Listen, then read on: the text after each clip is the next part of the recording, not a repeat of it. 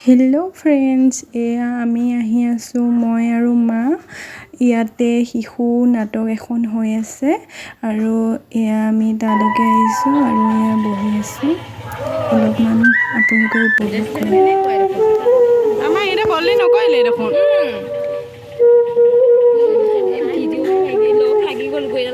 কৰিব হয় বোলা